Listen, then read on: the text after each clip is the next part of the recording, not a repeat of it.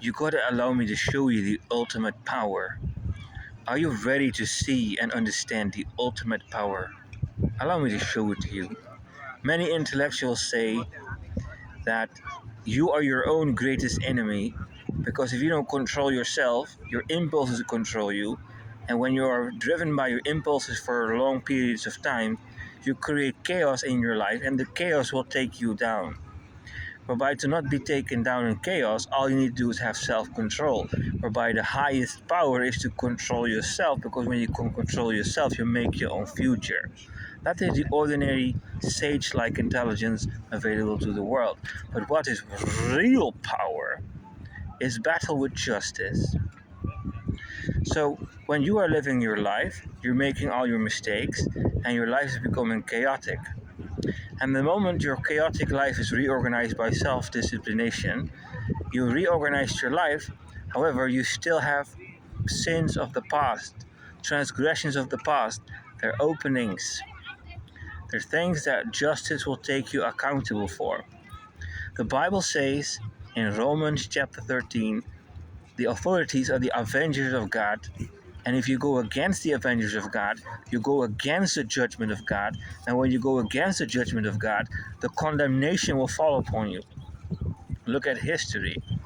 Whoever starts a fight against the police or the court, those are the criminals.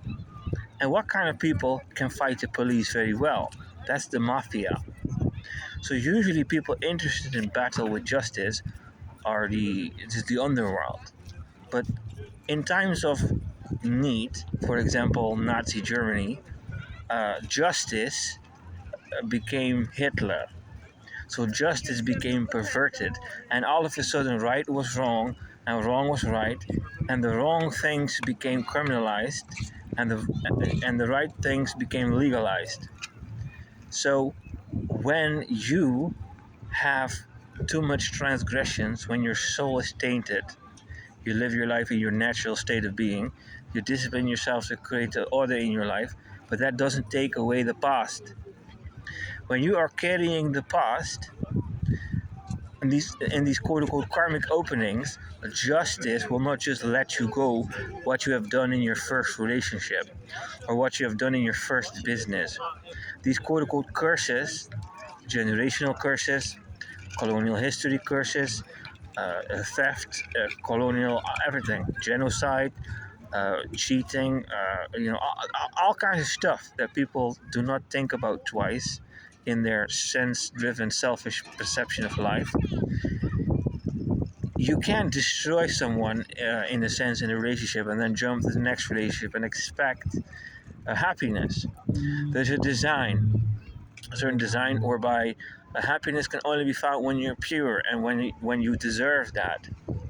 So on a two-dimensional level, the people who went against Hitler in Nazi Germany, on theory, they were right.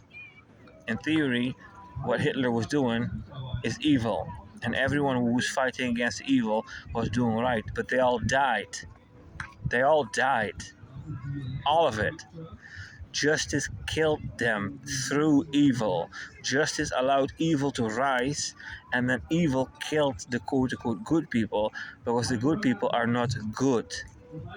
The good people speak good, but the good is not inside of them. They haven't, quote-unquote, corrected their deeds, created harmony, and resolved the sins of the past, the transgression of the past, and compensate for that, whereby they are fully, quote-unquote, reset.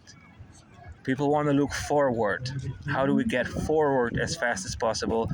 People need 400 years to apologize for colonial history. Nobody looks backwards. People want to go as fast as possible to the future. They don't want to go as fast as possible to the past to make sure that every hole is patched, every mistake is corrected, so that you can go clean into the future without any entrance point where justice can find you. So let me show you what justice is. It's the biggest opponent you can fight. There is no bigger opponent for a human to fight than justice. If you build a city or you build a country, then everyone after you lives on your streets. They don't live in the jungle. They live on your streets. So there are generations that come after you that benefit from the infrastructure, that benefit from what you've been building up. So your descendants are in the positive from the start, because everyone else is enjoying what your ancestors built. Whereby justice, when it operates through the city of the country, enters the the establishment that created the civilization and their descendants. They have credit.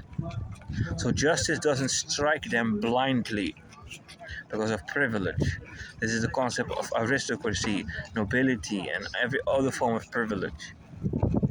So when you are a first generational visitor and you establish yourself in a territory, you have no connection to the story. So if you want to become quote unquote an authority, you have to become a part of the story. You have to increase the level of the civilization. When the civilization is breaking, you need to repair it. It's like you have to elevate it.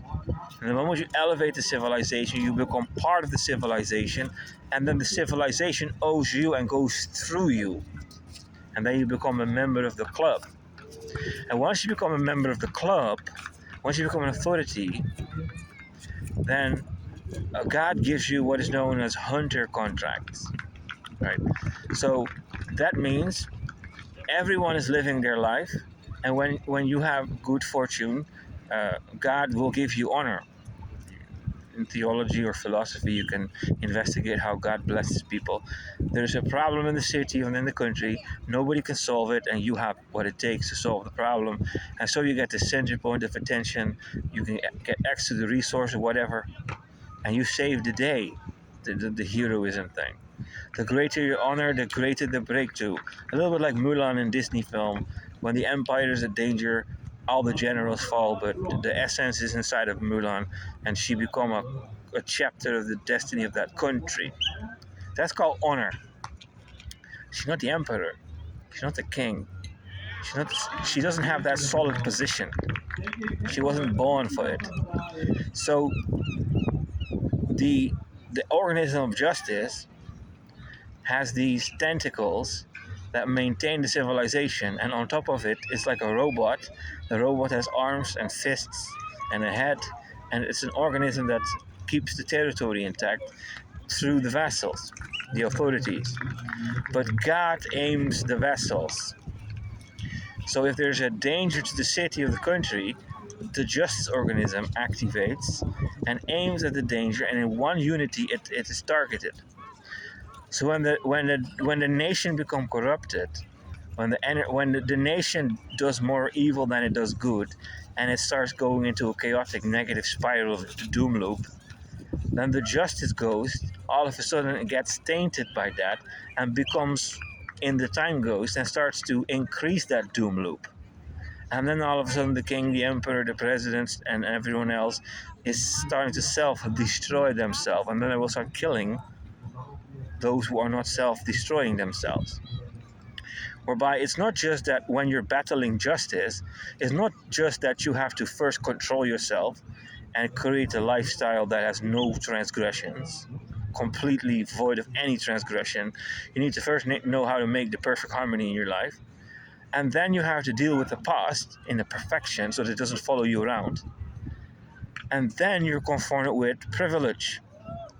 These people have ancestors who built the city. So then you have to start building the city in the country in such a way that you can compete with them and become part of the organism, so that the organism can't touch you because it remembers what their ancestors did. So you might be a positive, but they're a positive because of what their grandfather did and what their grand-grandfather did. They could be 20 generational positive. Then you show up as the first generational one. So you can't just push justice aside.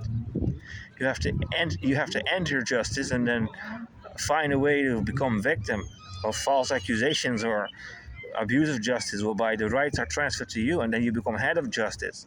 And I don't mean that in a judicial sense. I mean it like grand mastery. That justice is you, and you're talking justice as head, the head of the organism, explaining. Going against authority is dumb.